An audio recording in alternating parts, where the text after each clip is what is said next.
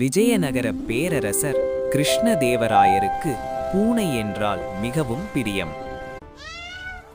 இந்த பூனைகளையும் எலிகளையும் வெளியே அனுப்புங்கள், ரொம்ப தொந்தரவு செய்கிறது என்று சொல்லி அரசர் ஒரு அறிவிப்பை அறிவிக்கச் சொல்கிறார்.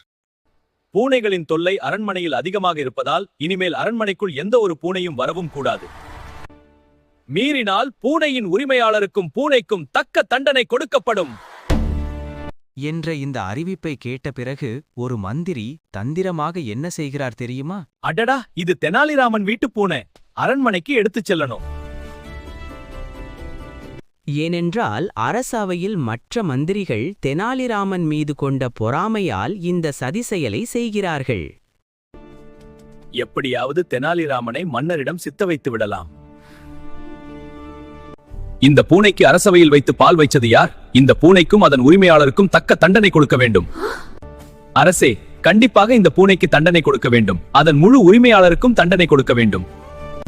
உரிமையாளருக்கு தண்டனை கொடுப்பது சுலபம், ஆனால் பூனைக்கு எப்படி தண்டனை கொடுக்க முடியும் தெனாலிராமா? பூனைக்கும் எப்போது பசி இருக்கும் மன்னா, அதனால் அதன் பசியை போக்குவது இதுதான் அதற்கான தண்டனை. 3 நேரங்களிலும் பால், கறி, மீன் போன்ற உணவுகளை கொடுக்க வேண்டும். அப்படி செய்தால் அரசவையில் வைத்து பால் குடிக்காது. சரி தெனாலிராமா, இதோ உனக்கான பரிசு.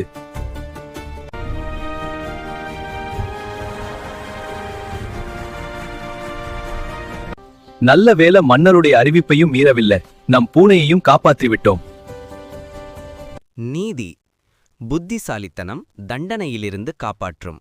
எந்த சிக்கலிலும் கையாளுவதற்கு ஒரு வழி.